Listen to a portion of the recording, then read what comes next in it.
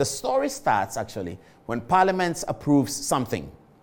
So before Parliament arose, at the end of what I believe was the second meeting of the first session of the 8th Parliament of the 4th Republic, they approved something.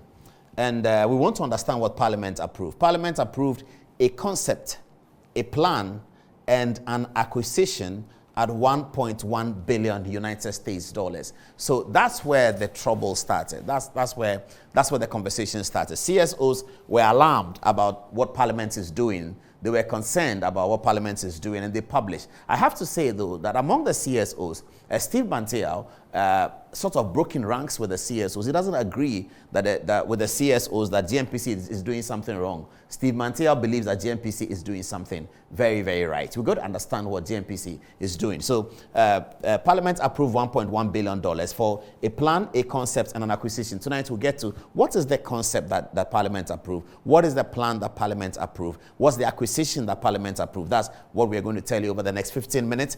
But they approved it at 1.1 billion. Suffice it to say that GNPC was looking for 1.3 billion, and the Parliament decided in its wisdom that they will limit GNPC to 1.1 billion to go negotiate within up to 1.1 billion. So the negotiations are about to start, but Parliament has allowed GNPC to go up to 1.1 billion, not beyond that. GNPC wanted to go 1.3 billion. Parliament said 1.1 billion. Okay.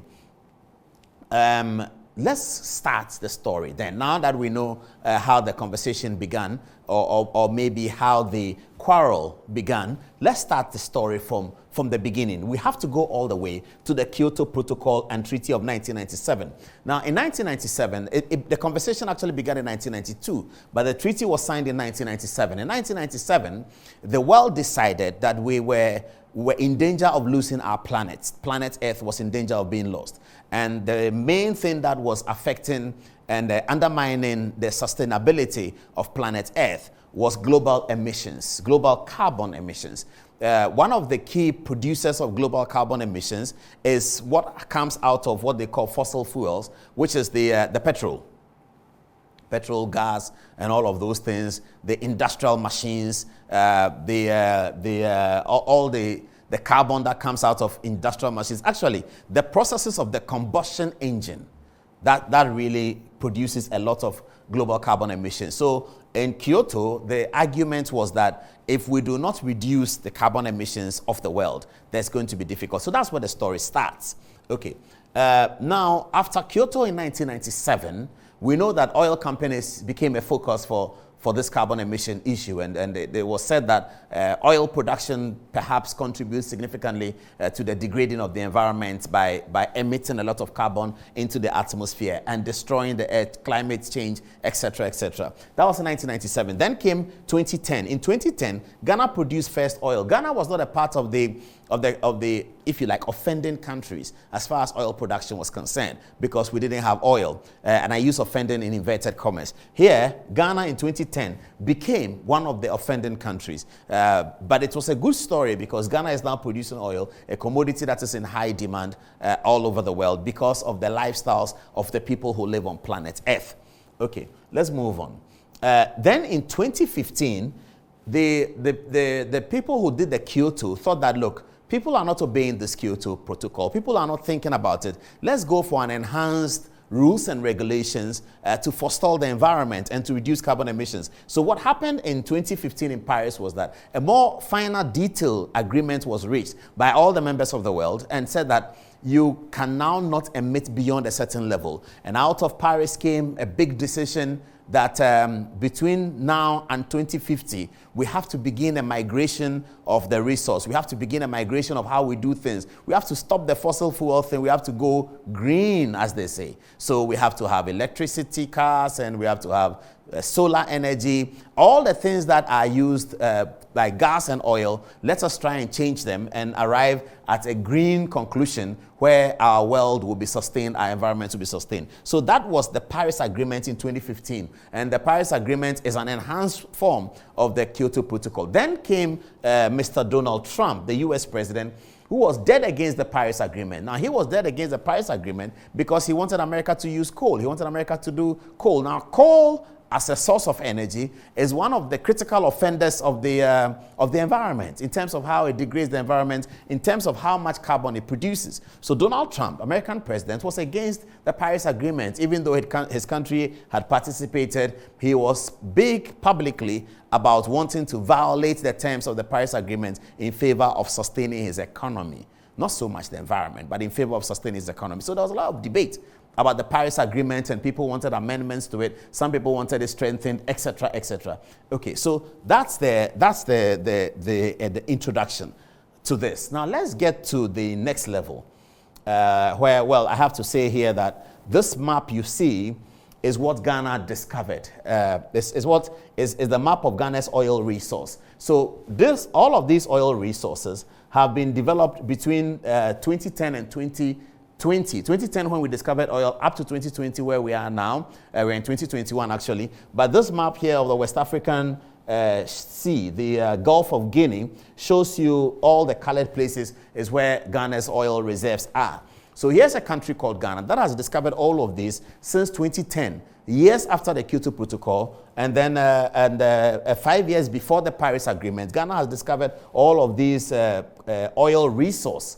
At the time when the conversation is shifting away from the oil resource to something else. The people who lead the world are shifting the conversation at the time when Ghana has discovered all the resource. So as we say, Ghana discovered all of these oil resources between 2010 and 2020. We have to understand that clearly. So that's Ghana's oil resource that you can see down there in the Gulf of Guinea. All the paintings in the sea, what you will see as a sea in the map, all of that forms part of Ghana's oil resource. So now let's look at this.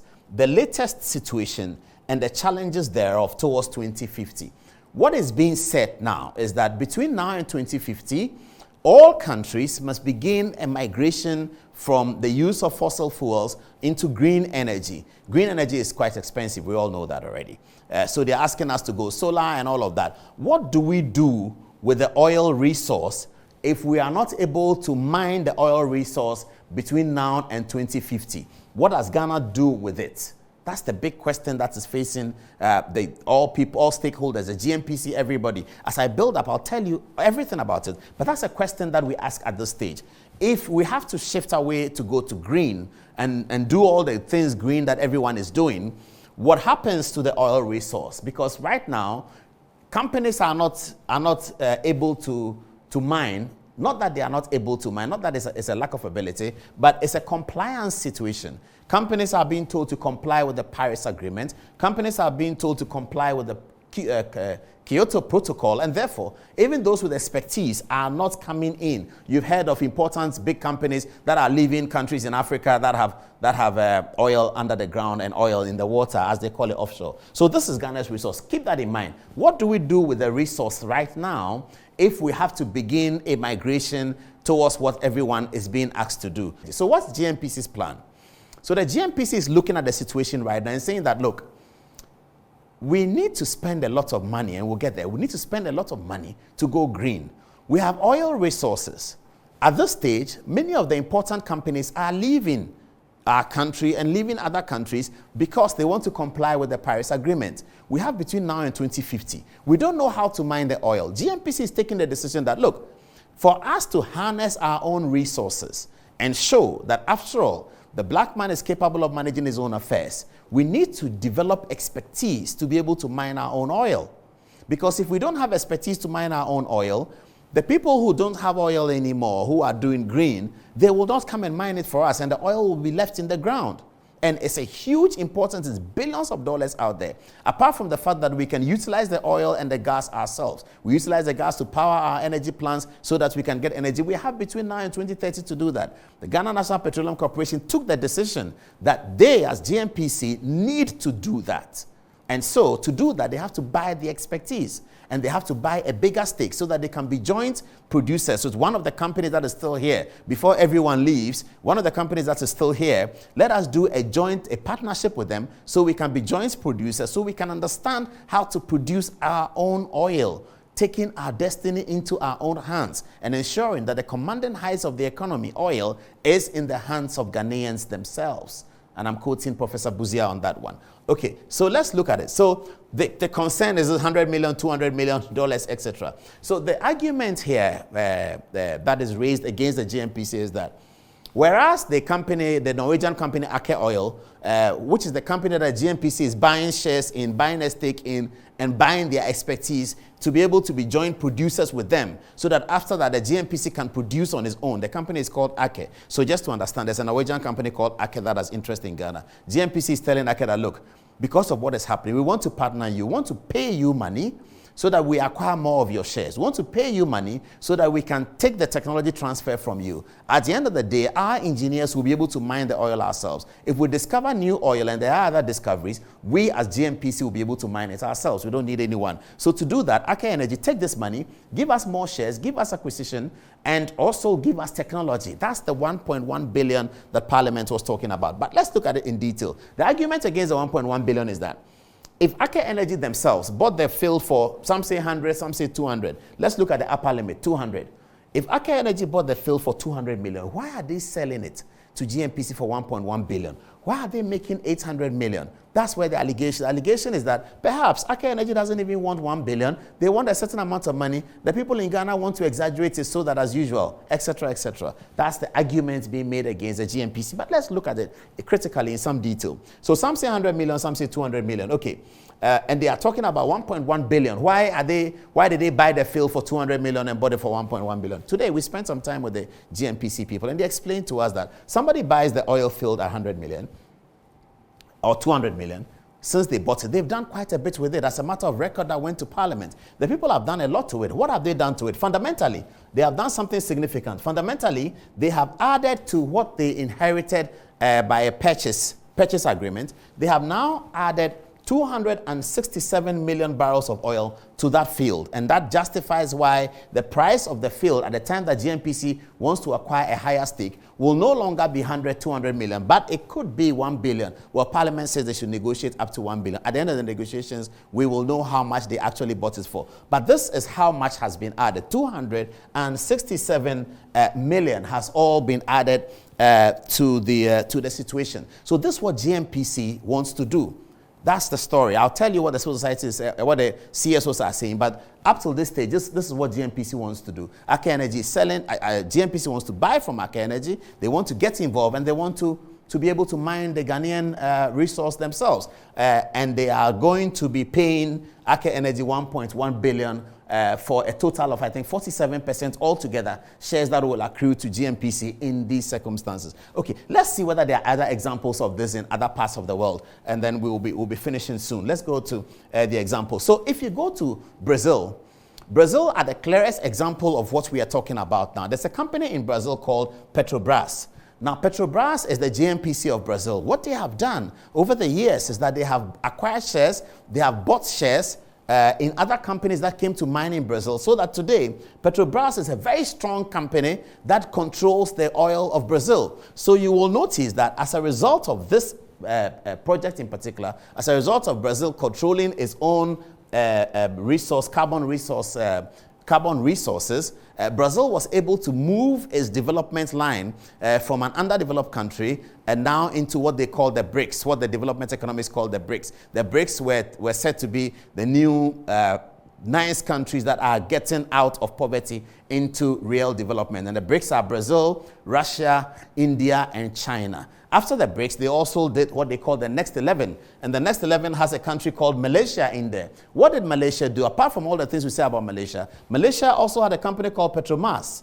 And they did the same thing that GNPC is doing. They developed their own expertise to be able to mine their own oil and to be able to sell their own oil. That's really what GNPC is doing. As to whether they have to do it at 1.1 billion, which is what they are doing, which is what Parliament has approved, or not, I'm sure that the conversation can go on. And you can read more about what the civil society are arguing against. We'll get to the civil society case in a minute. So there are examples of what GNPC is doing. So how is the emissions of Africa contributing to global carbon emissions around the world to make it such a precarious situation for the whole world and indeed for Africa, such that if we have a window between 2030 and 2050, should we start now ignoring our resource and turning to green, as some would have us do, or should we be able to exploit our resources to the fullest, to the benefit of our people, to the benefit of our development, etc.? Let's see what will happen if Africa decides to ignore the Paris Agreement, if you like, or to sidestep the Paris Agreement and to take a big risk in investing in our own resources, developing our own resources to power our energy plants, make sure that Africa is powered by electricity, if Africa is industrialized, all of that. If we did all that, let's see what will happen to the global picture of carbon emissions. So we're talking about the global data on carbon emissions here. This is the United States of America. Here is the United States of America. And we're looking at California. Do we have it? Yes.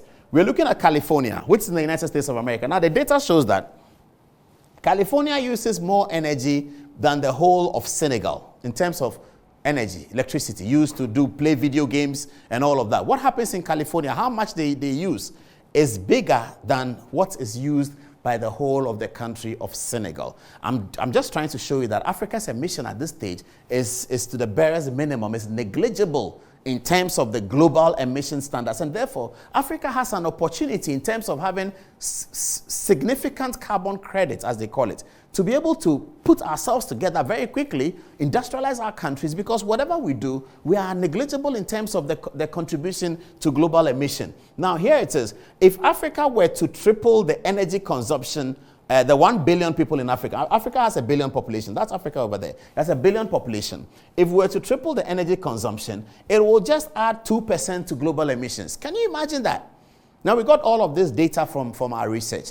I want you to think about that for a minute. If Africa were to triple all of its energy consumption, all of it, we triple it. 1 billion people in Africa, we triple it. We will only be adding 2% to global emissions. So really, the African question about global emissions is negligible. We are not Donald Trump, and we do not agree with him. But we are making a case about Africa and what we need to do to bring the commanding heights of our economy into African hands. And we have done it before, right here in Ghana. I'll show you the example of what we did with cocoa, and then you can understand. So that's the global situation. That's the global situation of carbon emissions. Let's look at the case that the CSOs are making. If we were to go green, the argument is that it is very, very expensive right now in Ghana if instead of focusing on harnessing the oil over the next 20, 30 years, get gas to power plants, get our petrol. In fact, if we harness the oil and we turn it into petrol through a refinery and we are unable to export because nobody wants it, we can consume it ourselves. And we use petrol. Our cars use petrol. We can consume all of that ourselves. Now, here is a photograph of a petrol station. If we were to go green in Ghana, as we are being told to go, ignore everything and go and borrow money and buy green technology, we will end up, this is the pump, we will not have a petrol station anymore. All the jobs and the employment there is gone. You won't have a petrol station if you are doing electricity cars. You will now have, you won't have the pump anymore. You won't have anybody putting petrol into your car. What you would have is this. You would have a stand on the street, and it will be charging the car with electricity. And this is pure technology. All the employment around it is gone. Not that is a bad thing. It's a good thing. But this is what we will get. And all of this, we have to borrow huge sums of money to go and acquire this. Can we alternatively get our own skill with 1.1 billion, mine the oil, be able to mine our own oil, raise our own money to go our own green? Is that a better option? I'm asking you. I don't know the answer, but I'm asking you. Is it a better option that instead of going green now, we take advantage of the situation right now because we have the resource? Some people don't have the resource. Remember that clearly. They don't have the resource anymore. They ran out of it. We still do have the resource. In fact, our discovery is just 2010. We still have the resource.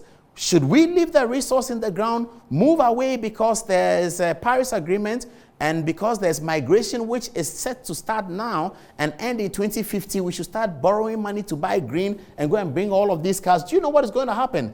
What is going to happen, therefore, is that all the trotro cars that you see on the road will have to change. All the buses that you see on the road have to change. We have to go and bring in newly manufactured cars that are like this.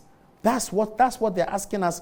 That's what they're asking us to do. So it's a question we ask: should we mine our own oil, buy the expertise, and get it done and then use the money that we get from mining our own oil. So tomorrow, Ghana discovers, even if we are doing 100,000 barrels a day, and all the 100,000 barrels a day has been mined by GNPC with GNPC expertise, and all that is converted to petrol, and that petrol is for the consumption of Ghanaians, it will reduce the price of petrol and it will also significantly save our cedi. The most important thing in the argument is that it will save our currency because we no longer need to change dollars to go and import petrol. If we have a refinery and we have mined 100,000 barrels of oil per day by GNPC, like Petrobras that's in Brazil, like Petromas that's in Malaysia, and GNPC is able to do that, and it's our own oil, and we are not borrowing, changing dollars to it to go and bring it in, it will stabilize our cedi. The single most destabilizing factor to our cedi is the importation of petrol.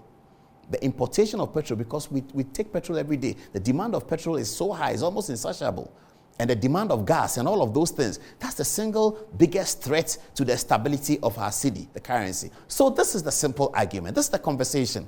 Civil society says that you can't go and be buying the Aker oil, or if you like, the Aker plant, for 1 billion, because Aker itself bought it for 200 million. They turn over and flip it to you. GNPC is saying that no, it's not just about buying. It's not just about acquiring the shares. It is about partnering them to be able to develop the expertise. GNPC belongs to all of us. GNPC is a national company. It belongs to all of us. The people who work there are Ghanaians. The engineers who work there are Ghanaians. Petrochemical engineers are Ghanaians. If all of them are trained such that they are able to mine the oil in the future, then between now and 2030, we can mine all the oil that we need. We can power our gas plants. We can do a lot with oil. If we can light up electricity in the whole country, and there's no light up because we now have plants that rely on gas. And for the gas to come out, you have to mine the oil. GNPC take the expertise. If you ask me, I will be on the side of the GNPC that wants to understand how to mine the oil. We can get into the details about the figures. Why 1 billion? Why 800 million? Why 900 million? We can get into all of that. But if somebody has picked up a field